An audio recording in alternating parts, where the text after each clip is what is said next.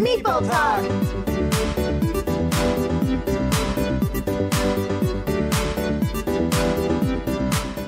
Hello everyone, we're Meeple Talk. I'm Adam. And I'm Stephanie. And today we're reviewing Via Nebula. Mm-hmm. So it's a Martin Wallace game, if you have ever heard of him. Also brought to you and distributed by Space Cowboys. Yes. So it's a...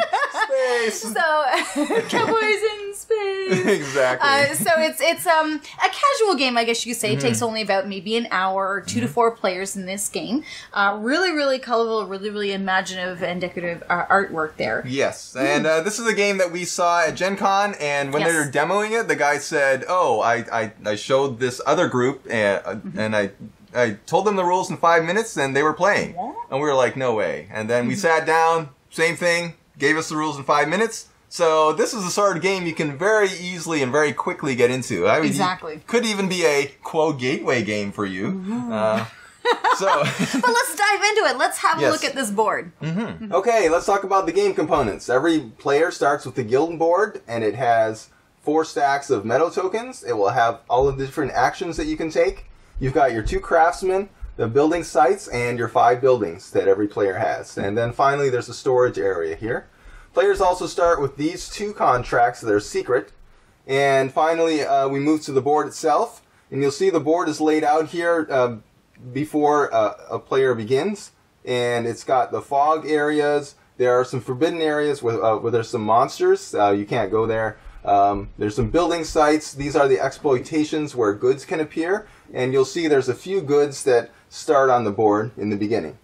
And that's basically the board. And now I'll show you how your turns are going to look like and how it's going to change the landscape of the board.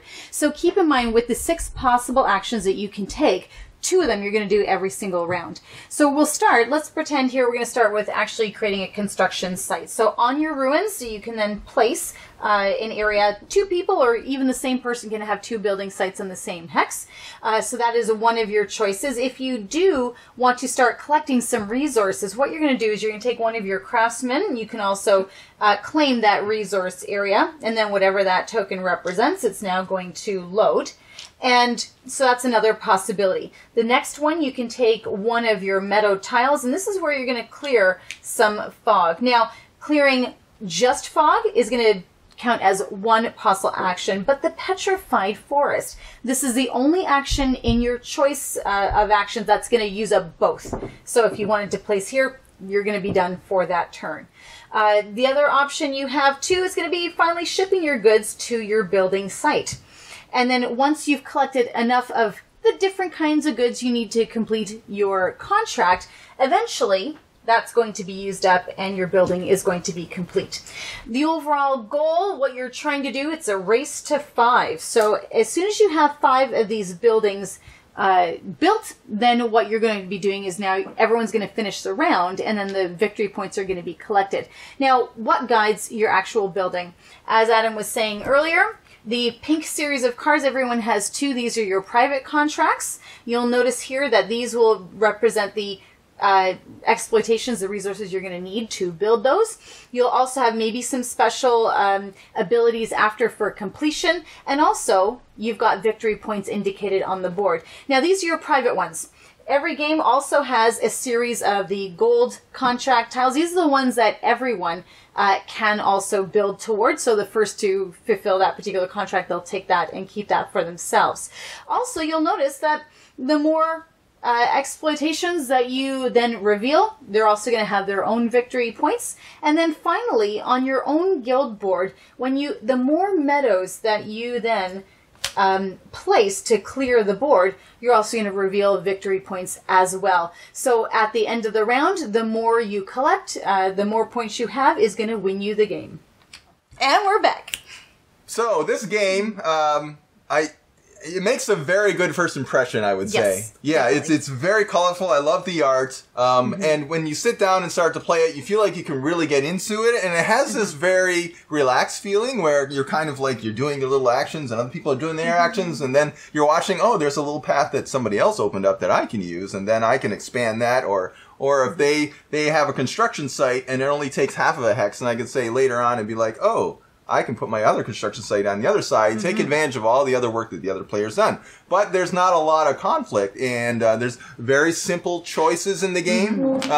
So it flows really well, this game. Yeah, but the funny thing, I guess you could maybe say whether that's a bonus or whether that's a negative, because there's not a lot of, I guess, avenues or paths to victory. It's pretty much just a race to build. The contracts themselves, and I guess you can call this a plus or a negative, even though some of the contracts have their special bonuses that you can do after you collect the card. Really, I found that wasn't a leading factor, I guess, in choosing which card. Really, it was just what resources do you have available to you versus what is collectible. Also, as well, too, and I think maybe this is something to do with the level of tension you experience in the game. It's very much a casual, passive, well, maybe not necessarily a passive game, but a more casual style game in the sense that resource scarcity, they try to control that by eliminating one particular type of resource for the game, having fewer available. But it didn't really feel like, oh no, I'm going to be stuck and I wish I should have chosen this building site or that type of card versus another. Because in the end, they seemed very easy to collect. Even as the paths grow and they build, eventually you're going to have it where, yeah, you're going to have an easy path going all the way across the board. So in the end, it didn't really feel, oh my goodness, I made the wrong choices. Yeah, so I would say overall in the game, the most important thing is where you put things and the specific moves that you make on the board. As Stephanie was saying, I don't think there's a multiple paths to victory or anything like that. And in fact, I think what we found was when we played a few games, all the games, everybody scores very close because they're all using the same strategy. Within 1 or 2 points with each other, yeah. So you're really kind of struggling for those extra 2 or 3 points in the game. Yeah, and so I guess it depends on your viewpoint. If you like a casual game, this would be good for that. But it's not, like, there's not a lot of points spread here. I don't know, unless you've played and you had a different experience. Every time we played, it was so very close. But, you know what, as a casual game, I would say absolutely give that a try. Yeah. Yeah, it's stellar as a casual game, I think. It really stands out and shines. So this is a game where, you know, maybe you have teenagers or kids, or you have, grandparents, or just like friends who haven't played a lot of board games. Very easy to get into, a nice theme, there's nothing that's really upsetting, I don't know. Like, some people have different genres that they particularly like. Some people don't like war games, some people don't like, horror or whatever. This game is very middle of the road, very inviting. And but I would say, I really liked it. Yeah, and I will say that. That's the thing, and I don't want to give it the negative impression that's a badly designed game. It's not. But if you're someone who really likes the competitive nature of games, this is probably one of the ones that you're going to end up passing over. Yeah, it's definitely not a heavy strategy game, or even a complex or a game with surprising depth or anything like that. Really, it's just very on the surface. Like, what you see is what you get. Yeah, which is good. But probably at the same time, the replayability over and over. You might want to put a big pause in between plays. Yeah. There's supposed to be an expansion coming out. That might make it cool. even more interesting. Yeah. So, yeah, but it's a great as a base game, and I thought it was amazing. I give it a definite 2 thumbs up, and I hope they come out with more like this. Yeah, and I'm also looking forward to, as Adam said, with the expansion. I want to see what they do with it. So yeah, absolutely. If this is your flavor of game, absolutely check it out. It's new. It's this year. So come see it, and also keep watching our videos. We'd like to see you next time. Yep. See you later. See you later. Have a good night.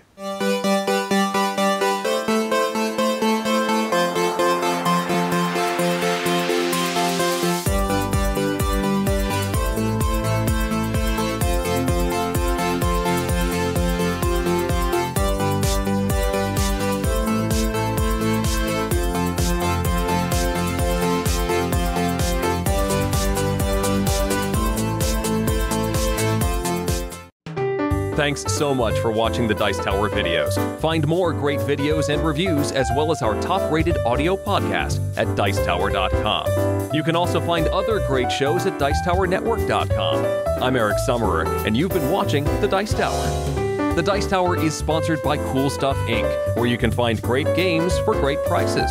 Cool stuff in stock. Check them out at CoolStuffInc.com.